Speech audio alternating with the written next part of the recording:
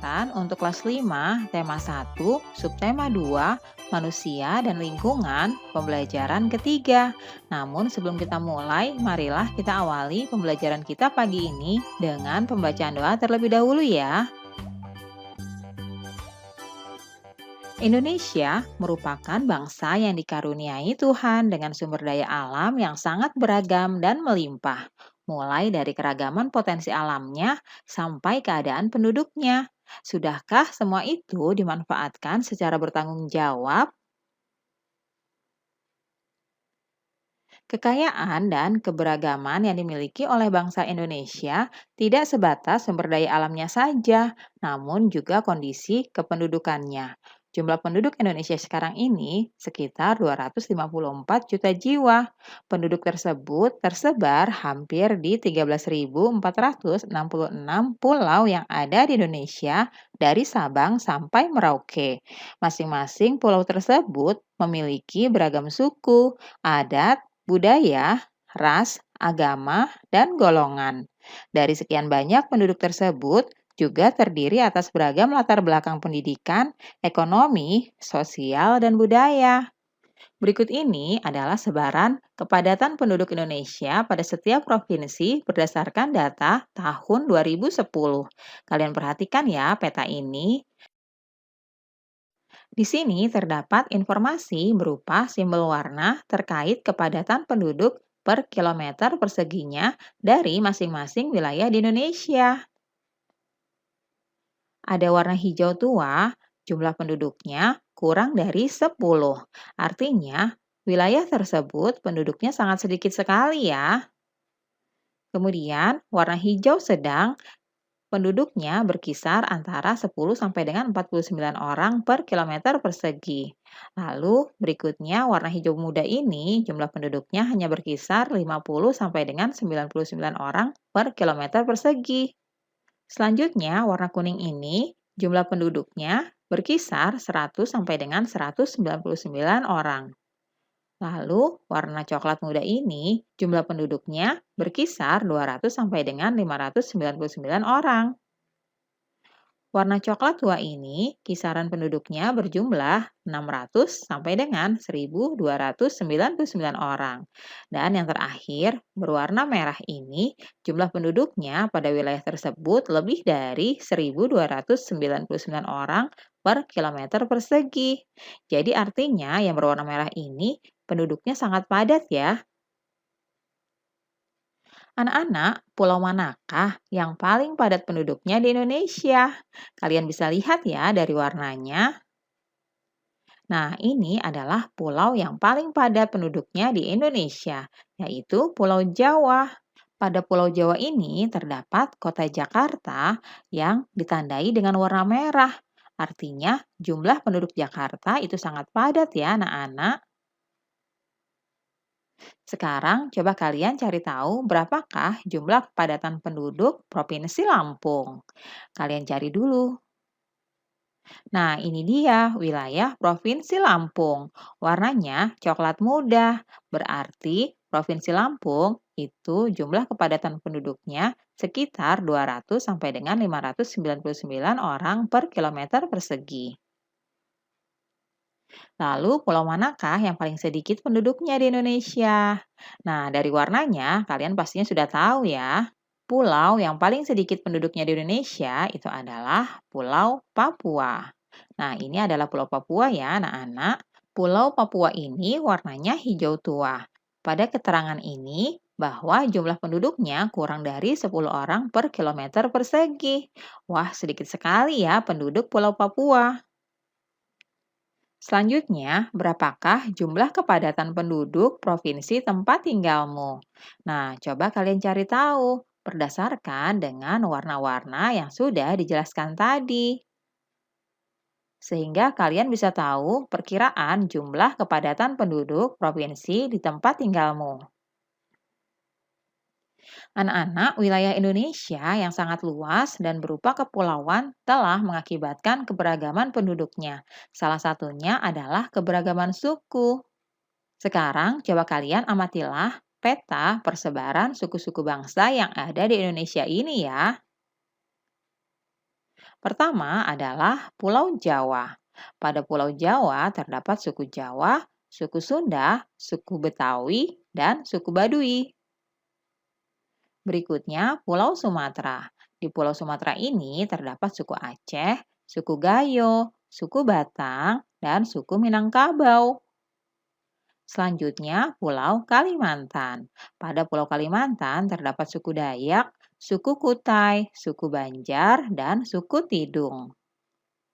Nah, berikut ini adalah Pulau Sulawesi. Yang terdapat pada Pulau Sulawesi, diantaranya suku Toraja, suku Bugis, suku Mandar, dan suku Minahasa. Berikut ini adalah Pulau Papua.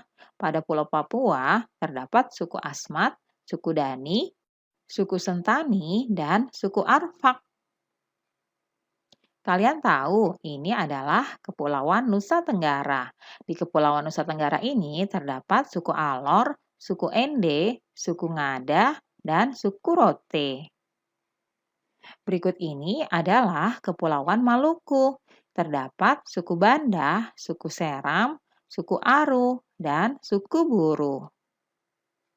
Selanjutnya Pulau Bali. Di Pulau Bali hanya terdapat suku Bali. Anak-anak, saatnya sekarang kita berlatih. Coba kalian pasangkan ya antara pulau dengan suku bangsa yang tepat dengan cara menarik garis. Latihan ini terdapat pada buku siswa halaman 79. Coba kalian cari tahu ya berdasarkan informasi yang sudah Bu Guru berikan tadi. Kalian juga bisa bertanya kepada guru dan juga orang tua kalian di rumah. Anak-anak, selain keberagaman suku bangsa, Indonesia juga dianugerahi keberagaman agama. Saat ini ada 6 agama yang diakui oleh pemerintah untuk dianut oleh masyarakat, yakni ada agama Islam, Kristen, Katolik, Buddha, Hindu, dan yang terakhir adalah Konghucu. Coba kalian perhatikan ya warna-warnanya. Anak-anak, coba perhatikan persebaran agama-agama yang ada di wilayah Indonesia. Mayoritas penduduk Indonesia beragama Islam ya. Kebanyakan penduduk di Pulau Papua itu beragama Kristen. Sedangkan Pulau Bali kebanyakan penduduknya beragama Hindu. Nah, ditandai dengan warna ungu ini. Hampir di setiap daerah ada keberagaman agama, sehingga kita harus saling menghargai dan menghormati ya. Berikut ini adalah wacana yang berjudul Kerukunan Umat Beragama di Indonesia. Kita akan cari tahu ide pokok setiap paragraf pada wacana berikut ini. Sebelumnya, kalian baca terlebih dahulu ya.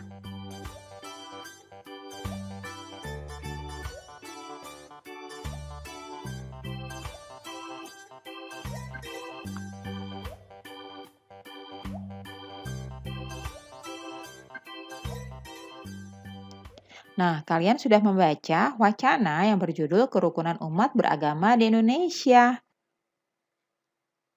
Kita akan tuliskan ide pokok dari masing-masing paragraf tadi ya. Ide pokok pada paragraf pertama adalah kerukunan umat beragama merupakan bentuk hubungan antar manusia yang damai berkat adanya toleransi beragama. Ide pokok paragraf kedua, kerukunan umat beragama sangat penting bagi bangsa Indonesia. Ide pokok yang ketiga adalah program Tri Kerukunan Umat Beragama. Lalu ide pokok yang keempat, tujuan Tri Kerukunan Umat Beragama. Selanjutnya, paragraf kelima, ide pokoknya, Tri Kerukunan Umat Beragama dimulai dengan kerukunan antar umat beragama dalam satu agama. Selanjutnya, paragraf keenam, ide pokoknya, Tri Kerukunan Umat Beragama yang kedua, yaitu kerukunan antar umat beragama yang berbeda agama. Selanjutnya, ide pokok pada paragraf ketujuh. Tri Kerukunan Umat Beragama yang ketiga, yaitu kerukunan antar umat beragama dengan pemerintah. Anak-anak, menjaga kerukunan beragama merupakan perilaku yang baik yang harus dilakukan oleh siapapun ya. Hal tersebut juga mencerminkan penerapan nilai-nilai luhur yang terkandung dalam sila Pancasila, terutama sila ketuhanan yang Maha Esa. Sekarang coba kalian bandingkan ya nilai-nilai luhur setiap sila dalam Pancasila. Kalian bisa lihat pada buku kalian halaman 84. Setiap sila dalam Pancasila memiliki nilai-nilai luhur yang berbeda satu sama lain. Sekarang, bersama-sama kita bandingkan nilai-nilai luhur setiap sila dalam Pancasila ya. Pada sila pertama, ketuhanan yang Maha Esa. Nilai luhurnya bebas memeluk agama dan menjalankan ibadah, rajin ibadah, tidak memaksakan agama kepada orang lain, dan saling menghormati antar umat beragama. Lalu, di sila kedua, kemanusiaan yang adil dan beradab, nilai-nilai luhurnya, berteman tanpa membeda-bedakan latar belakangnya, tidak berpihak ketika menyelesaikan masalah, menjenguk orang sakit, dan membantu orang yang kesusahan. Selanjutnya, sila ketiga, Persatuan Indonesia. Nilai luhurnya adalah gotong royong, kerja kelompok, mempelajari kebudayaan dari daerah lain, mencintai kebudayaan asli daerahnya sendiri, dan mencintai produk buatan dalam negeri. Berikutnya, nilai luhur pada sila keempat, kerakyatan yang dipimpin oleh hikmat, kebijaksanaan dalam permusyawaratan, perwakilan, antara lain musyawarah untuk mufakat, menghargai pendapat orang lain, tidak memaksakan kehendak kepada orang lain, melakukan keputusan bersama secara ikhlas dan tanggung jawab. Selanjutnya, sila kelima, keadilan sosial bagi seluruh rakyat Indonesia. Nilai-nilai luhur yang terdapat pada sila kelima ini antara lain memiliki kedudukan yang sama di mata hukum, melaksanakan pembangunan dan menikmati hasil-hasil pembangunan nasional secara bertanggung jawab. Nah, anak-anak, itulah tadi nilai-nilai luhur yang terdapat pada setiap sila dalam Pancasila. Anak-anak, Pancasila menjadi pandangan hidup bangsa Indonesia. Maka dari itu, perilaku dan sikap masyarakatnya haruslah mencerminkan nilai-nilai luhur Pancasila. Meski demikian, sering kita jumpai dalam kehidupan sehari-hari perilaku orang-orang sekitar kita yang tidak mencerminkan nilai-nilai Pancasila. Contohnya seperti berikut ini ya. Yang pertama, pada lingkungan sekolah, perilaku yang tidak sesuai dengan nilai Pancasila diantaranya memilih teman hanya yang kaya saja, tidak mau meminjamkan peralatan sekolah kepada teman. Perilaku lainnya adalah menyontek, berkelahi, tidak mau mengikuti upacara bendera, dan mengejek teman. Berikutnya, di lingkungan rumah, perilaku yang tidak sesuai diantaranya tidak melaksanakan ibadah sesuai dengan agamanya, tidak mau berbagi makanan dengan anggota keluarga yang lain, bermalas-malasan, membantah orang tua, memaksakan kehendak kepada anggota keluarga, dan juga berbohong. Berikutnya, di lingkungan masyarakat, perilaku yang tidak sesuai diantaranya tidak mau menjenguk tetangganya yang sakit, melarang orang lain melakukan peribadahan sesuai dengan agamanya. Selain itu, tindakan lainnya, minum minuman keras dan berjudi, tidak mau mengikuti kegiatan kerja bakti, ronda, dan rapat lingkungan, suka pamer kekayaan, mencuri, menganiaya teman, dan melakukan kekerasan. Itulah contoh perilaku yang tidak mencerminkan nilai-nilai Pancasila. Kita tidak boleh mencontohnya ya. Perilaku kita harus sesuai dengan nilai-nilai Pancasila. Anak-anak, banyak faktor yang membuat bangsa Indonesia menjadi sebuah bangsa yang besar yang bisa disandingkan dengan bangsa-bangsa besar lainnya di dunia. Banyak faktor pula yang menjadikan kita semakin bangga menjadi warga negara Indonesia. Faktor-faktor tersebut antara lain sebagai berikut. Yang pertama, nilai-nilai luhur yang hidup di tengah-tengah masyarakat. Yang kedua, wilayahnya yang luas dan berupa kepulauan. Faktor ketiga, letak geografis dan strategisnya. Lalu faktor yang keempat, besarnya jumlah penduduk. Faktor yang kelima, beragamnya suku, agama, ras, dan golongan. Selanjutnya, faktor yang keenam, beragamnya budaya, sosial, dan ekonomi.